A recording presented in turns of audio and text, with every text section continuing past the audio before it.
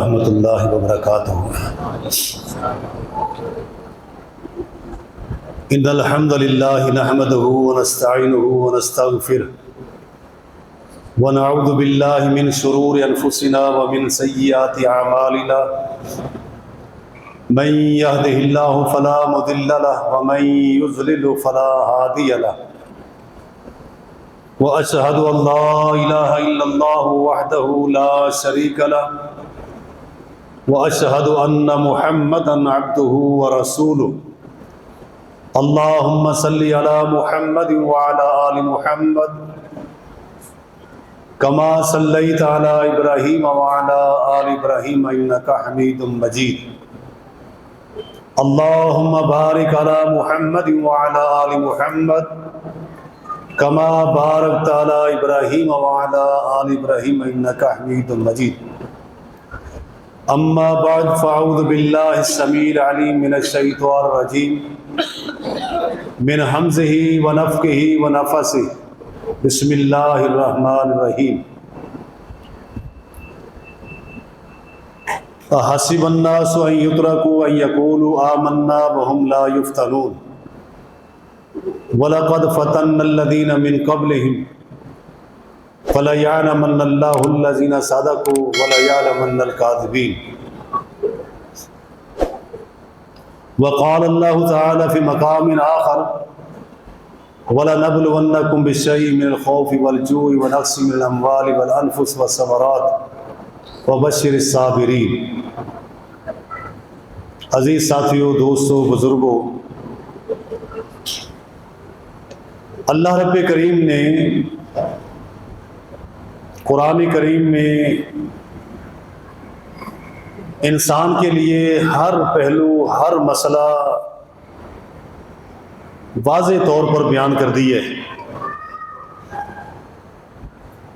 اب یہ انسان پر ہے کہ انسان اسے اپناتا ہے، نہیں اپناتا، سمجھتا ہے، نہیں سمجھتا، یہ اللہ تعالیٰ نے انسان پر چھوڑ دیا۔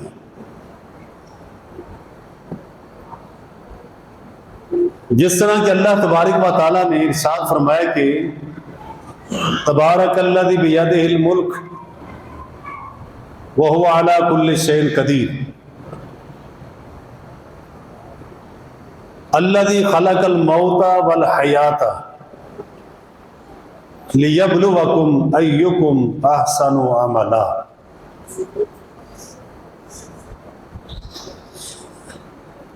فرمائے کہ انا ہدیناہ السبیل اما شاکرا و اما کفورا،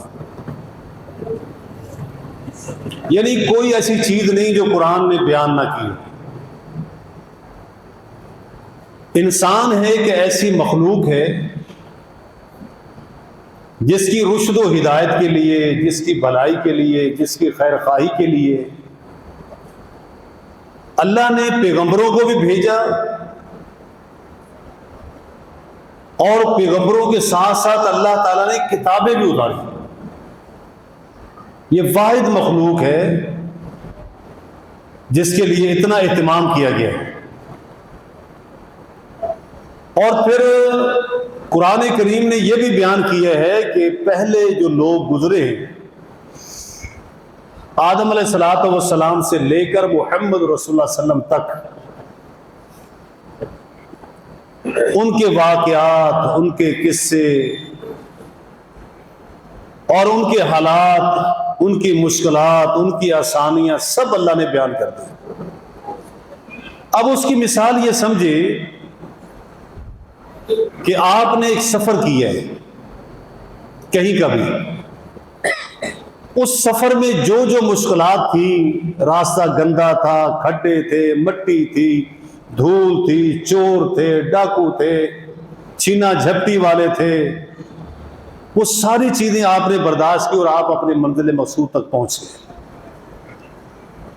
پھر کوئی بندہ آپ سے جب پوچھے کہ بتاؤ یار تم کیسے پہنچے، تو آپ اس کو کیا کہو گے؟ کچھ بھی نہیں ہے، آسان ہے، یوں جاؤ پہنچ جاؤ گے۔ آپ بتاؤ گے کہ نہیں، راستہ بڑا مشکل ہے، کھڈے بھی ہیں، مٹی بھی ہے، دھول بھی ہے، چور بھی ہیں، ڈاکو بھی ہیں, چینا جھپٹی والے بھی ہیں, بس تم نے اپنے آپ کو بچا بچو کے نا وہاں پہنچ جانا ہے. تو یہی قرآن کریم کہتا ہے, یہی قرآن کریم ہمیں بتاتا ہے. جب ایمان لاؤ گے پھر وہ حلوہ نہیں ہے کہ پلیٹ میں کھا جاؤ, ایسا نہیں ہے. وہ بڑی قیمتی چیز ہے جس کے لیے ہم نے سفر کرنا ہے, ہم نے وہاں تک پہنچنا ہے. اب اس دور میں ایک ڈاکٹر بنتا ہے, انجینئر بنتا ہے, کوئی پروفیسر بنتا ہے, کیا وہ میٹرک پڑھ کے بن جاتا ہے یا وہ نقلیں کر کر کے بن جاتا ہے؟ جب وہ بغیر پڑھے وہ اس مقام تک پہنچ جاتا ہے. اس کے پیچھے جفا کشی ہوتی ہے, محنت ہوتی ہے. آپ اپنی اولاد کو بتاتے ہوں گے کہ ہم نے کس طرح زندگی گزاری, ہمارے دور میں کیا مشکلات تھیں.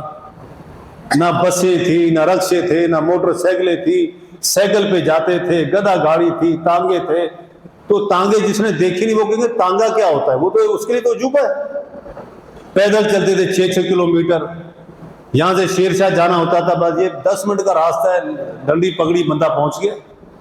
جب آج کسی بچے کو بتاؤ گے بچہ مذاق اڑائے گا, بابا جی جھوٹ بولتے ہیں, یہ کیسے بندہ وہاں تک پہنچ پائے گا. کیوں؟ یہ بچہ تو وہ ہے کہ آپ نے پچھلی گلی بازار سے دودھ منگوانا ہو تو بولو بیٹا دودھ لاؤ, بولا ابا چابی دو بائک کی. وہ بچہ کیا جانے سفر کیسے ہوتا ہے. جس نے کبھی سوکھی روٹی نہیں کھائی اس کو کیا پتا, اس کو تو ہر چیز ملی, اور اس دور میں ہر چیز موجود ہے.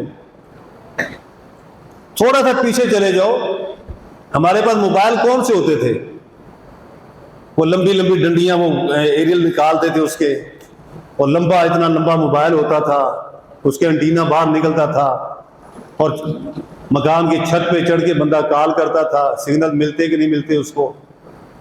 یا کسی کا فون آنا ہوتا تو پہلے پیغام بھیجتے تھے کہ فلاں ٹائم فلاں وقت ہم کال کریں گے, تم وہاں پہنچ جانا. تو یہ مشکلات تھی. اور آج کل کیا ہے بچوں کے پاس, ہمیں نہیں وہ چیزیں آتی. یقین جانے ہمیں پتہ نہیں چلتا موبائل میں فنکشن کیا, کیونکہ ہمارے دور میں تھے نہیں. آپ چھوٹے سے معصوم بچے کو تو وہ وہاں گھس جائے گا جہاں ہمیں پتہ ہی نہیں ہے, کون سی گیم, کون سے ڈرامے, کدھر وہ پہنچ گیا, کچھ پتہ نہیں. ساری دنیا سمٹ کر ایک چھوٹی سی چیز کے اندر آ گئی. تو میرے بھائی ایمان بھی ایسا ہی ہے. ایمان مشکلات کا نام ہے, ایمان حادثات کا نام ہے. ایمان اتنا آسان نہیں, اس کے لیے محنت ہے. ہاں اس ایمانیات کے لیے آسانیاں پیدا ہو گئی, ایمانیات کے لیے آسانیاں پیدا ہو گئی, تعلیم کی آسانیاں پیدا ہو گئی, مسائل کی آسانی پیدا ہو گئی, سمجھنے کی آسانی پیدا ہو گئی. پہلے مسئلہ پوچھنے کے لیے باقاعدہ سفر کرنا پڑتا تھا کہ یار مفتی صاحب فلاں علاقے میں رہتے ہیں, فلاں مسجد میں ہیں, وہاں جا کے مسئلہ پوچھ کے تو یا خط لکھیں. اب تو خط لکھنے کا دور ہی بالکل ختم ہو گیا. کبھی آپ بتائیں بچوں کو کہ ڈاک خانے کے باہر لوگ بیٹھتے تھے, وہ پین کان پہ لگا کے بیچارے سر پہ رومال باندھ کے بیٹھتے تھے, اور وہ جو نا خط لکھتے تھے لوگوں کی, اور پڑھ کے بھی بتاتے تھے. بچے کہیں گے ضرورت کیا تھی ان چیزوں کی, بھی میسج کرو, واٹس ایپ کرو. اب وہ ڈاک خانوں کے باہر سناٹا ہو گیا, کوئی نہیں بیچارہ ملتا. پہلے بیٹھے روزگار تھا ان کا. تو اب مسئلہ پوچھنے کے لیے آپ نے کیا کرنا ہے, موبائل اٹھایا, نمبر ملایا, کسی بھی عالم سے مسئلہ پوچھا, ڈسکس ہو گئی. یعنی یہ آسانی ہوگی نا ہمارے لیے. قرآن کریم اتنی بڑی کتاب کون لے کے موبائل میں 10 قرآن ڈال لو, پوری ساستہ ڈال لو, یہ آسانیاں بھی پیدا ہو گئی. اللہ تبارک و تعالی نے فرمایا کہ احسب الناس ان یترکوا ان یقولوا آمنا, کیا لوگ یہ سمجھتے ہیں کہ ہم انہیں چھوڑ دیں چھترے بے مہار, جو مرضی کریں, جو مرضی کہیں, جیسے مرضی ہو, کہ وہ کہے کہ ہم ایمان لے آئے, ایماندار بن گئے, بس ایسے ہی ہوگا؟ نہیں. اللہ کہتا ہے نہیں. قرآن کریم نے وہ ساری چیزیں, کائنات کے محبوب ترین بندہ, عظیم ترین بندہ محمد رسول اللہ صلی اللہ علیہ وسلم کی تکالیف کو دیکھ لو، پیچھے کچھ نہیں رہتا، پیچھے کچھ نہیں رہتا۔ کتنی اذیتیں اٹھائیں آپ نے، آج ہم اتنی آسانیوں کے اندر ہیں کہ بے شمار آسانیاں، لیکن محمد رسول اللہ صلی اللہ علیہ وسلم نے کتنی مشکلات کا سامنا کیا ہے۔ اگر آپ وہ حالات پڑے، کھانے کی مشکل، پینے کی مشکل، سفر کی مشکل، لوگوں کے تانا زنی، لوگوں کے الزامات، لوگوں کی گالم گلوچ، لوگوں کی بدتمیزیاں ساری برداشت کی، اور یہ سب چیزیں کرنے کے بعد تب جا کے وہاں آپ کھڑے ہوئے اور ایک دو بندے مسلمان ہوئے۔ اور پھر سب سے مشکل ترین مرحلہ یہ ہوتا ہے کہ ایک بندہ آپ کی وجہ سے مسلمان ہوا، آپ کے کہنے سے مسلمان ہوا۔ آپ کے عام میں سے کسی نے کچھ بندے کو کہا، اس بندے نے وہ کام کر دیا، اور پھر اس کام کرنے کے بعد جو مشکل آئی تو وہ تو یہی کہے گا آپ کی وجہ سے ہوا، اور آپ کے اندر بھی احساس ہوگا یار میں نے اس کو کہا تھا اور یہ بیچارہ مصیبت میں پڑ گیا۔ پہلے سمیہ رضی اللہ تعالی عنہ مسلمان ہوئی، آل یاسر مسلمان ہوئے، کیا حالت ہوئی ان کی، انسان کے رونگٹے کھڑے ہو جاتے ہیں۔ کہنا آسان ہے، کہنا بہت آسان ہے، بیان کرنا بہت آسان ہے، جب میری ماں، بہن، بیٹی، بیوی کے ساتھ یہ معاملہ ہو پھر پتہ چلتا ہے کہ اوباش قسم کے لوگ مخالف، صرف جرم یہ کہ تم مسلمان کیوں ہوئے، بس۔ آج وہ مناظر چھیترے، یعنی کہ یوں لاشوں سے، یوں بندوں کی لاشوں سے گوشت کھینچ کھینچ کے تھیلیوں میں ڈالا جا رہا ہے۔ آپ دیکھتے ہیں اسرائیل میں کیا ہو رہا ہے، فلسطین کا کیا معاملہ ہے، اور اس خاتون کو اللہ کے نبی دیکھتے ہیں کہ رسیوں سے باندھا ہوا، آل یاسر رسیوں سے باندھے ہوئے بیچارے۔ آپ اندازہ کریں کہ جو آپ کے کہنے پر مسلمان ہوئے، آپ کھڑے ہیں اور وہ بیچارے رسیوں سے باندھے ہوئے دھوپ میں، دھوپ کے اندر، آپ کے اندر بھی وہ طاقت ہمت نہیں کہ ان کی رسی کھولے، یار کیوں باندھا ہے تم نے اس کو۔ حالات ایسے تھے۔ یہ جنت اتنی سستی نہیں ہے کہ مولوی نے دعا کر دی جنت مل گئی۔ اور میرے بھائی، نبی جنازہ پڑھا دے اللہ معاف نہیں کرتا، اللہ نبی کو بھی کہہ دیتا ہے کرتے رہو دعائیں، میں نہیں چھوڑتا اس کو۔ دیکھیں نا منافق کو نبی نے صرف جنازہ ہی نہیں پڑھایا، کرتا بھی پہنا دیا، اپنا لعاب بھی اس کے منہ میں ڈال دیا۔ اللہ کہتا ہے جو مرضی کر لو، اس کو کفن بھی پہنا دو، لعاب بھی ڈال دو، غسل بھی کرا دو، اس کو جنازہ بھی پڑھا دو، دعائیں بھی کرو۔ اللہ نے کیا جواب کیا دیا؟ اللہ نے ان تستغفر لهم او لا تستغفر لهم وان تستغفر لهم 70 مرہ، 70 بار بھی جنازہ پڑھاؤ گے میں اس کو معاف نہیں کروں گا۔ یہاں ہم لوگ یہ سمجھتے ہیں کہ شاید دین بڑا آسان ہے۔ میرے بھائی، حقیقت میں دین ہم سمجھے نہیں۔ دین ایک سلیبس ہے، دین ایک کورس ہے، اور اس کورس کو جس طرح دوائی کا ایک کورس ہوتا ہے، جب کوئی بندہ بیمار ہو جائے ڈاکٹر اس کو 3 مہینے کی دوائی دیتا ہے کہ یہ مکمل کھانی ہے، تب جا کے تیری بیماری ہٹے گی۔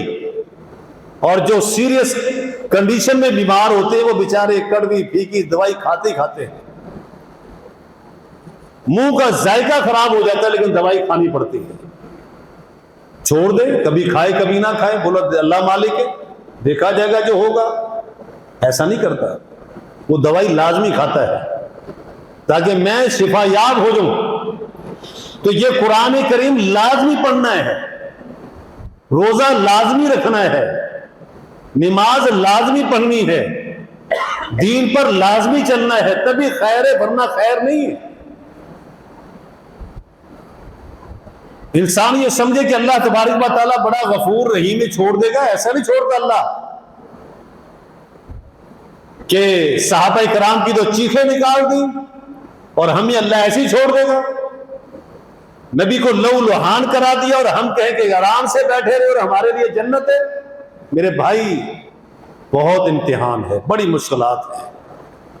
ہر پیغمبر نے ان مشکلات کا سامنا کیا ہے, ہر پیغمبر نے مصیبتیں برداشت کی ہیں. یہ امتحان اللہ کی طرف سے ہوتا ہے. نبی علیہ الصلوۃ والسلام آل یاسر کو کیا کہتے ہیں؟ اصبروا اصبروا اصبروا, صبر کرو صبر کرو. فإن لکم الجنہ, تمہارے لیے جنت ہے. اللہ کا نبی تو کہتا ہے تمہارے لیے جنت ہے, ان کو تو نظر نہیں آ رہی.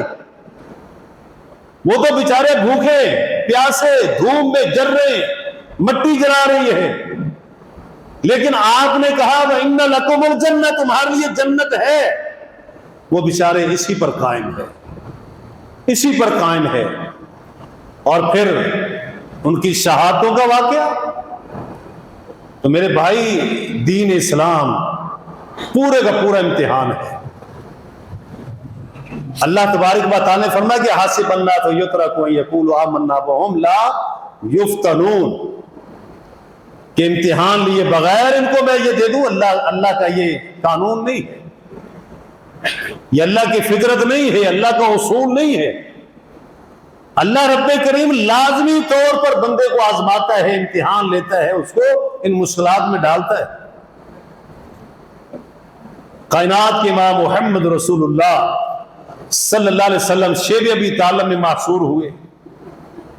کھانے پینے کی اشیاء نے لوگوں نے بائیکاٹ, سوشل بائیکاٹ کر دیا. لیکن پھر آپ اس سے بڑھ کر دیکھیں, جب اللہ کے نبی نے کبھی آپ کسی بھری محفل میں, خاندان میں, قوم میں بات کر رہے ہو اور آپ بات سچی کر رہے ہو, کوئی ایک بندہ بچہ کھڑا ہو جائے, وہ کہ کیا بات کر رہے ہو, جھوٹ بول رہے ہو, آپ کی عزت کیا رہے گی, کیا عزت رہے گی آپ کی؟ بندہ آنکھ بگولا ہو جائے گا, مروں یا مار دو میں اس کو. بھری محفل میں مجھے یہ کہہ دیا چلے. نبی علیہ الصلوۃ والسلام نے سب کو جمع کیا, آپ دعوت دے رہے تھے, ابو لہب کھڑا ہو گیا, الہذا دعوتنا, کیا اس بات کے لیے ہمیں تم نے جمع کیا تھا؟ اور کوئی کام نہیں رہ گیا, کوئی بات نہیں رہ گئی. میرے بھائی یہ ٹوک جو ہے بہت بڑی چیز ہوتی ہے, لیکن رسول اللہ صلی اللہ علیہ وسلم نے اس کو برداشت کیا. بے شمار ایسے واقعات آپ کو ملیں گے. قرآن کریم ہمیں آزمائش سے گزارے گا. قرآن نے کھلے الفاظ میں کہہ دیا ہے, فرمایا کہ وَلَقَدْ فَتَنَّا الَّذِينَ مِن قَبْلِهِمْ, تم سے پہلے جو لوگ گزرے. خباب بن ارد رضی اللہ تعالیٰ عنہ رسول اللہ صلی اللہ علیہ وسلم کے پاس آئے, کہنے لگے کہ رسول اللہ صلی اللہ علیہ وسلم خانہ کعبہ کی دیوار کے ساتھ چادر بچھائی ہوئی ٹیک لگا کے بیٹھے تھے. بڑی پریشانی کے عالم میں اللہ کے نبی کے پاس گیا. میں نے کہا یا رسول اللہ آپ دعا کیوں نہیں کرتے؟ بڑے مشکل حالات ہیں, بڑی پریشانیاں ہیں, آپ دعا کریں. تو نبی علیہ الصلوۃ والسلام ٹیک لگا کے بیٹھے تھے, آپ سیدھے ہو کے بیٹھ گئے. کہا خباب ایسے ایسے لوگ بھی گزرے ہیں کہ جن کے سروں پہ لوہے کا آرا رکھ کر 2 ٹکڑے کر دیے, اور جن کے گوشت کو لوہے کی کنگھیوں سے نوچا گیا, لوہے کی کنگھیوں سے. کبھی لوہے کی کنگھی آپ نے دیکھی ہو؟ یہ جو بیل بھگاتے ہیں نا, بیلوں کا مقابلہ کراتے ہیں, وہ اپنی انگلیوں میں ڈالتے ہیں, جیسے انگوٹھی ڈالتے ہیں نا ہم لوگ, اس طرح ڈالتے ہیں. اور اندر کی طرف دندانے والی وہ ہوتی ہے حصہ, وہ دم پہ پکڑ کے یوں دباتے ہیں, تب بیل بھاگتا ہے.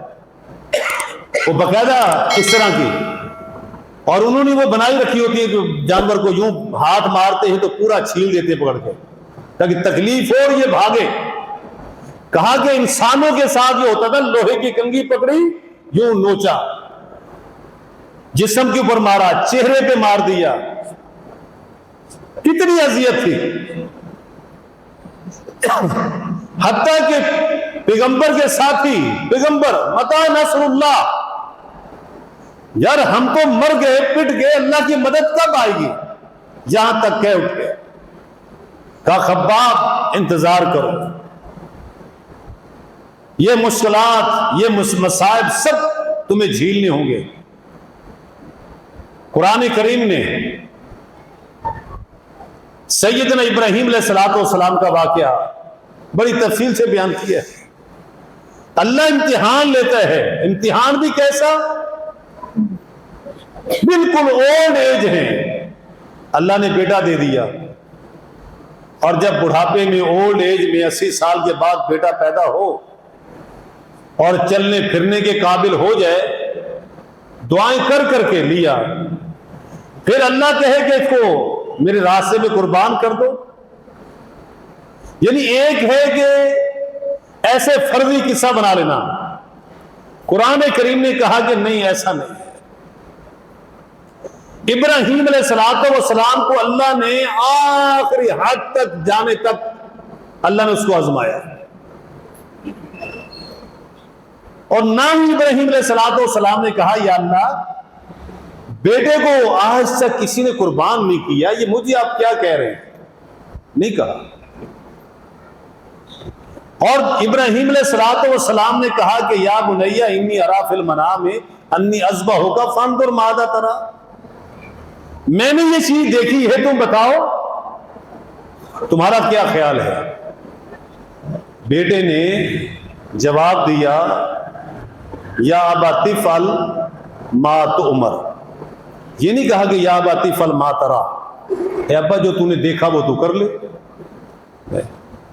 ما تؤمر جو تجھے حکم دیا گیا ہے وہ تم کر لو۔ حکم کس بات کا ہے؟ یہ۔ اور جب یہ سارا معاملہ آخر تک ہوا، بیٹا لٹا لیا گیا، چھری پکڑ لی، چھری گردن پہ رکھ دی، اب اللہ کی حکمت ہے، اللہ نے کہا ابراہیم تو نے تو حد مکا دی، یا ابراہیم قد صدقت الرؤیا، تو نے تو خواب کو سچ کر دکھایا ہے۔ یہ آزمائش کم ہے کہ اللہ تبارک و تعالیٰ کا حکم آیا، اللہ آزما رہے کہ اپنے لختے جگر کو میرے لیے قربان کرتا ہے کہ نہیں کرتا۔ انہوں نے گریز نہیں کیا، اللہ تبارک و تعالیٰ آزماتا ہے، اور اس آزمائش کے بعد کی جو آسانیاں ہیں وہ سب نے دیکھی۔ تمام صحابہ کرام رضوان اللہ اجمعین، آپ دیکھیں عبد الرحمن بن عوف رضی اللہ تعالیٰ کا واقعہ بہت دفعہ سنا ہوگا۔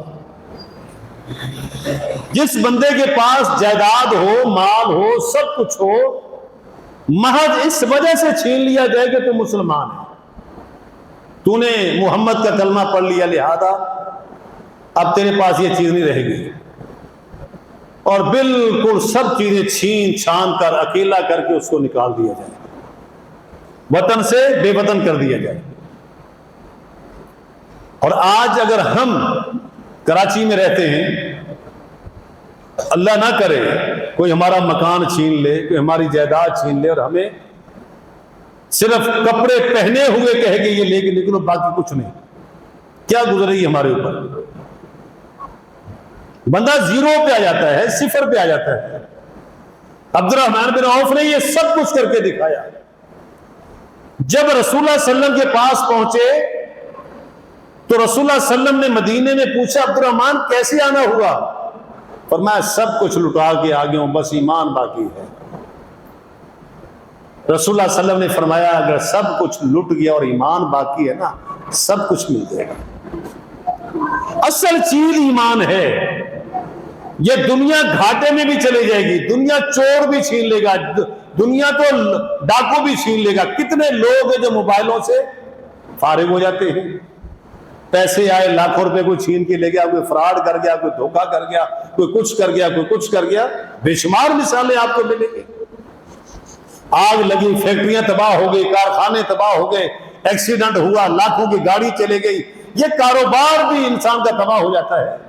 لیکن ایمان اس کو بچانا ہے، یہ ایمان کام آنا ہے بندے کے۔ جب ایمان آپ کے پاس ہے سب کچھ ہے۔ ایمان اتنا قیمتی ہے، یہ آج ہم اپنے جسم کو جو تھکا رہے ہیں ہم جو روزے رکھ رہے ہیں، نمازیں پڑھ رہے ہیں، اس کا مقصد کیا ہوگا؟ کیوں پڑھتے ہیں؟ کیوں یہ کر رہے ہیں؟ سرا اپنے پیسے اٹھا کے اللہ کے راستے میں لگا رہے ہیں، کس لیے لگا رہے ہیں؟ صرف ایمان کی وجہ سے لگا رہے ہیں نا۔ یہ ہمارا ایمان ہے کہ یہ ہمیں ملے گا، یہ ہمارا عقیدہ ہے کہ اللہ ہمیں دے گا۔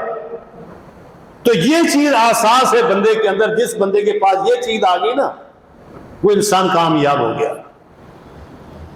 اور موسیٰ علیہ الصلوۃ والسلام نے اپنی قوم سے کہا تھا، ان تکفروا انتم ومن فی الارض جمیعا، کہ میری قوم والو، اگر تم اللہ کا کفر بھی کر دو گے نا، انکار بھی کر دو گے، تم اور جتنے زمین کے اندر رہتے ہیں سارے کے سارے بھی اللہ کا انکار کر دو گے، اللہ پھر بھی اللہ ہے۔ اللہ کی الہیت میں فرق نہیں پڑے گا۔ کیوں فرق نہیں پڑے گا؟ کہ اللہ ہمارے ووٹوں سے اللہ بنا ہی نہیں، ہماری نمازوں سے اللہ نہیں بنا، نہ ہمارے روزوں سے اللہ بنے گا، نہ کہ اللہ کے اندر پاور اور طاقت آ جائے گی ہماری عبادات سے، نہیں۔ یہ ہم نے اس اللہ کو راضی کرنا ہے، ہم نے اپنے آپ کو مضبوط کرنا ہے، ہم نے اپنے آپ کو لائق اور فائق بنانا ہے، اس لیے کہ وہ سلیبس اللہ نے ہمیں دے دیا ہے۔ اور یہ مختلف پرچے ہیں، نماز کا سلیبس الگ ہے، روزے کا سلیبس الگ ہے، صدقات کا الگ ہے، یہ سارے چیپٹر ہیں، ایک ہی کتاب ہے، اس کے اندر یہ سارے چیپٹر ہیں۔ جس طرح آپ ایک بچے کو اسکول پڑھاتے ہو، اس میں میتھ بھی ہے، انگلش بھی ہے، فزکس بھی ہے، کیمسٹری بھی ہے، بایو بھی ہے، اس کے اندر بوٹنی بھی ہے، یہ سارے سبجیکٹ ہیں، اسلامیات بھی ہیں، یہ سارے سبجیکٹ ہیں۔ جب یہ بچہ سارے پیپر دیتا ہے، سارے سبجیکٹ پڑھتا ہے، تو بچہ کامیاب ہوتا ہے۔ اللہ نے قرآن کے اندر یہ سارے سلیبس دے دیے۔ اگر کسی ایک پیپر میں بھی بچہ فیل ہے تو ڈگری ایشو نہیں ہوتی۔ اگر چلو کسی ایک کا پریکٹیکل چھوڑ دے 15 نمبر کا، تب بھی فیل ہے، تب بھی بچہ فیل ہے، تو فیل بچہ کس کام کا؟ چلو پاس ہو اے کا نہیں تو بی کا، بی کا نہیں تو ڈی، ای، آگے چلا گیا۔ لیکن بی کے بعد جو بچہ فیل ہوتا ہے، پاس ہوتا ہے، وہ پھر ایسے ہی ہوتا ہے بیچارہ۔ یعنی وہ سمجھے کہ وہ گاڑی ہے جس کو دھکا لا کے اسٹارٹ کیا جاتا ہے، یہ وہ گاڑی ہے، پھر بس دھکا اسٹارٹ ہے۔ یہ پڑھائی پڑھوئی نہیں ہے اس بچے کی۔ یہی حال ہمارا ہے، ہم نے نماز پڑھ لی پر ٹھیک ہو گیا، نہیں میرے بھائی، بہت سارے مسائل ہمارے سامنے اللہ تبارک و تعالیٰ نے رکھے ہیں، اور اس آزمائش میں قرآن کریم فرمایا کہ انما اموالکم و اولادکم فتنہ، انما اموالکم و اولادکم فتنہ، یہ بھی آزمائش ہے۔ مال دے کر بھی اللہ آزماتا ہے، مال لے کر بھی اللہ آزماتا ہے۔ مال دے کر اللہ آزماتا ہے کہ دیکھو یہ بندہ کرتا کیا ہے، مجھے یاد کرتا ہے کہ مجھ سے بیگانہ ہو جاتا ہے، میری یاد آتی ہے کہ نہیں آتی۔ اور مال لے کر بھی اللہ آزماتا ہے کہ اب بندہ کیا کرتا ہے، کس کو پکارتا ہے، کس کے سامنے گڑ گڑاتا ہے۔ اولاد دے کر بھی آزماتا ہے، اولاد لے کر بھی اللہ آزماتا ہے۔ یہ اللہ کے تو پورا دین، پورا سسٹم جو ہے ہمارا، وہ ایک ابتلا ہے۔ وَلَنَبْلُوَنَّكُمْ بِالشَّيْءِ مِنَ الْخَوْفِ، فرمایا مختلف چیزوں سے ہم تمہیں آزمائیں گے، لازماً آزمائیں گے۔ یہ بات پکی ڈھکی ہے کہ آزمائیں گے، اللہ آزماتا ہے۔ اور یہ عبادات،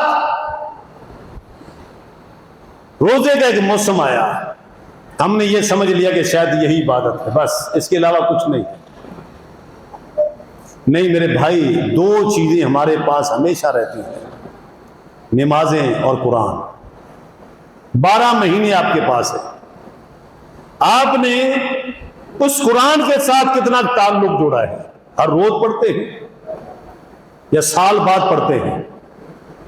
آج روزے تو 26 مکمل ہو گئے، پارے کتنے مکمل ہو گئے اپنی تلاوت کے؟ امام صاحب کے نہیں، میرے گھر کے بچوں نے، بچیوں نے، میں نے کتنے پارے پڑھ لیے ہیں، بس ایک ہی سوال کافی ہے، باقی سارے سوال چھوڑ دو، ساری چیزیں چھوڑ دو۔ ہر بندہ یہ سوچے کہ یار 26 روزے تو رکھ لیے، کوئی من 1.5 من تو پکوڑے کھا لیے ہوں گے اس نے، شربت کتنے پیے کچھ پتہ نہیں، فروٹ چاٹ کتنے کھا لی کچھ اندازہ نہیں، وہ کتنے پارے کی تلاوت کر چکا ہے۔ یہ ہر بندہ خود آزما لے، خود دیکھ لے اپنے گریبان میں جھانک کے، یار میں نے کتنے پڑھے، میری بیوی نے کتنے پڑھے، میری بچی نے کتنے پڑھے، میرے بیٹے نے کتنے پڑھے۔ جب ہم یہ کریں گے تو پھر سارے ہاتھ کھڑے،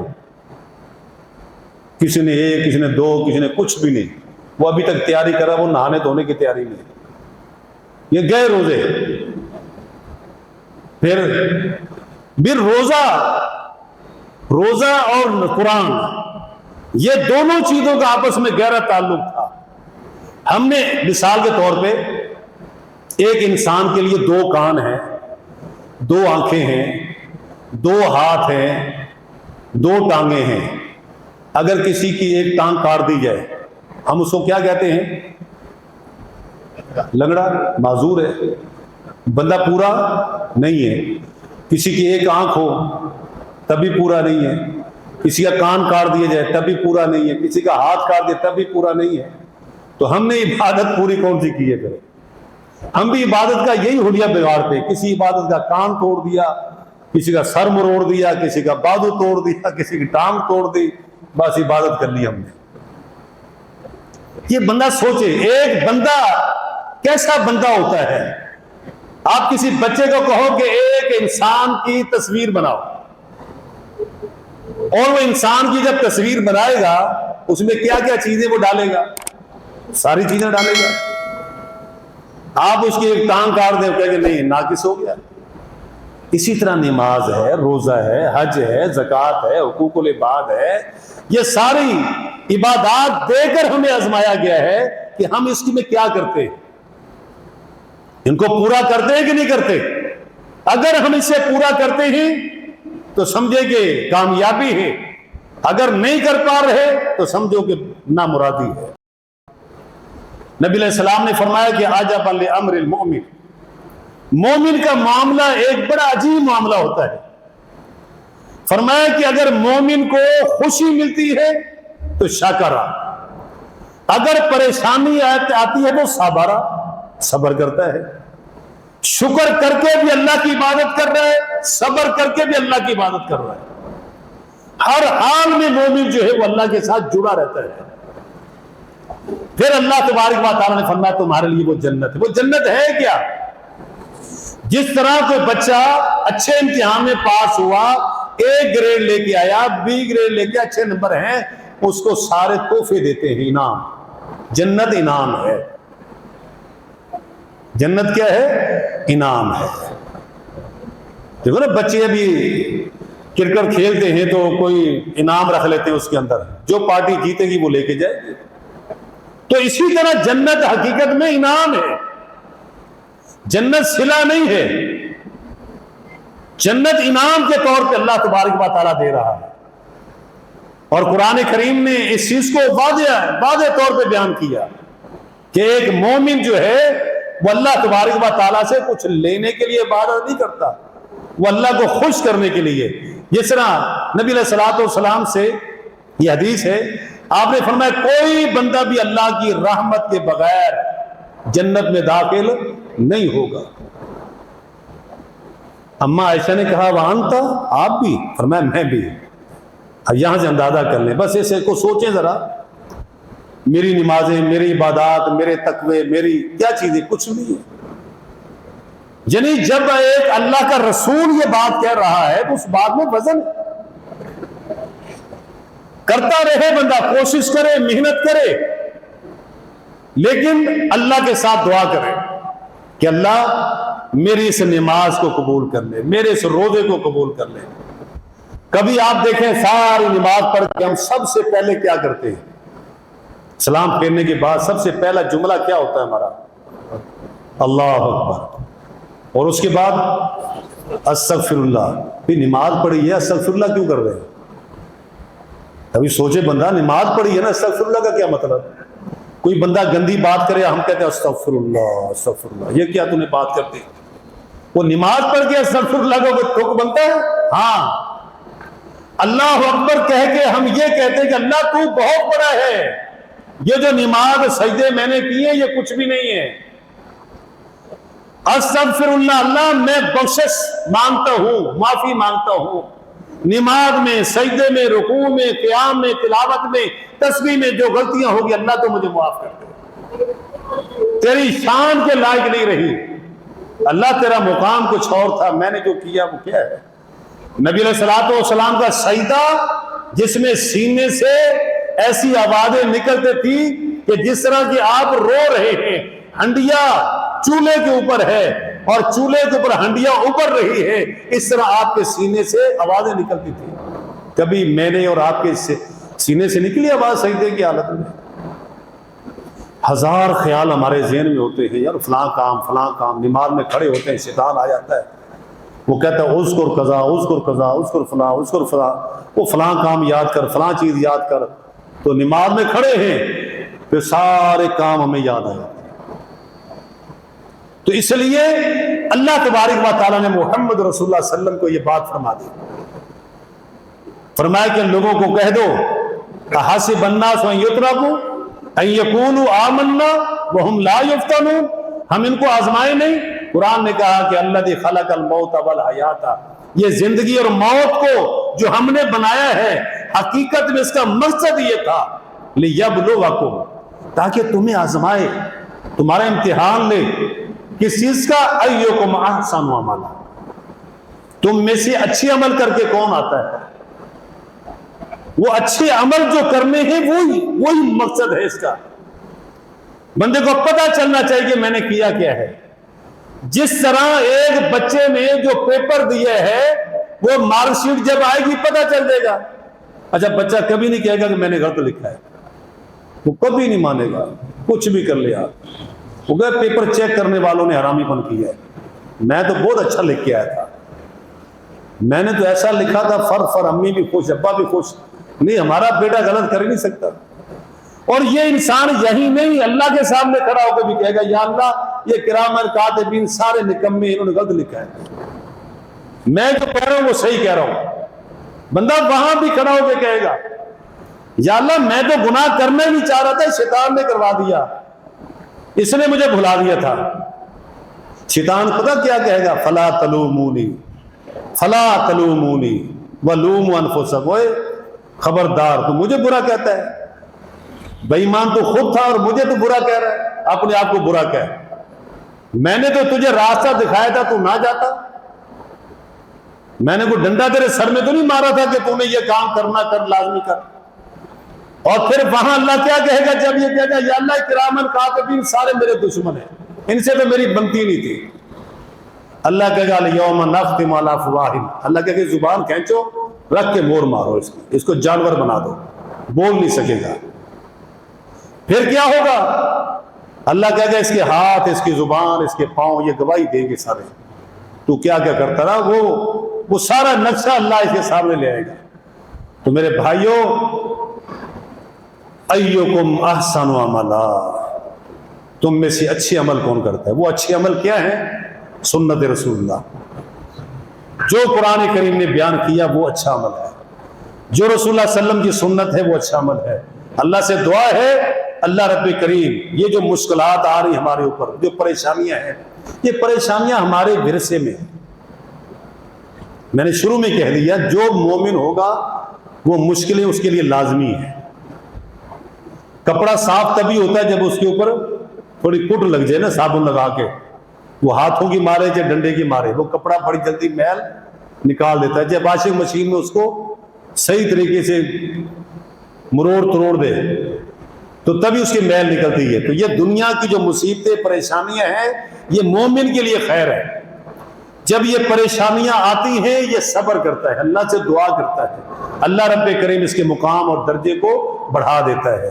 تو یہ لازمی حصہ ہے۔ جب ہمارے نبی پر پریشانیاں آئیں، سارے انبیاء پر پریشانیاں آئیں، صحابہ کرام پریشان ہوئے۔ آپ دیکھیں کسی کی بیوی پہ الزام لگانا کوئی معمولی چیز ہے؟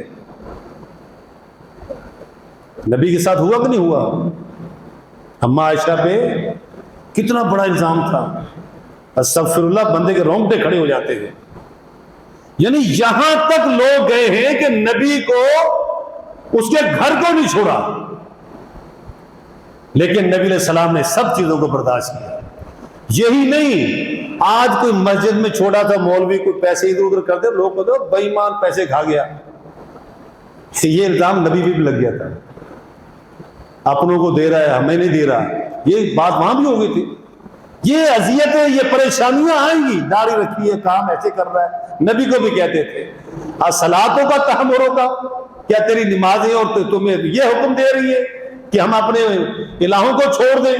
ہر پیغمبر کے ساتھ ایسے لوگ آئے ہیں. تو یہ پریشانیاں، مصیبتیں، یہ حصہ ہے، یہ ورثہ ہے، یہ ہمیں وراثت میں ملی ہیں اور ملنی ہیں. اللہ رب کریم ہمیں استقامت فرمائے، اللہ تعالی ہمیں مضبوطی کے ساتھ عمل کرنے والا بنائے. دیکھیں آپ نے داڑھی رکھی ہے نا، بہت سے لوگ کہیں گے او ملا داڑھی رکھی ہے اور چائے پی رہا ہوٹل پہ بیٹھا، داڑھی رکھی ہے اور شاپنگ مال میں لینے آیا، تو سی ویو گھومنے آیا، داڑھی رکھی. یعنی یہ لوگ کہیں گے آپ نے برداشت کرنا ہے. اور کئی کہیں گے سکھوں کی طرح داڑھی رکھی ہے. عجیب عجیب لوگ آپ کو کہیں گے. بڑا حاجی بنا پھرتا ہے، بڑا نمازی بنا پھرتا ہے. یہ ساری آزمائشیں، امتحان ہمارے ورثے میں آئے ہیں اور ہم نے اس کو فراخ دلی سے قبول کرنا ہے. الحمدللہ ہم نے محمد رسول اللہ صلی اللہ علیہ وسلم کی سنت رکھی ہے. ہم دین کا پرچار کرتے رہیں گے اور تمہیں جو چیز ملی ہے شیطان کی طرف سے تم وہ کرتے رہو. اللہ تعالی عمل کی توفیق دے.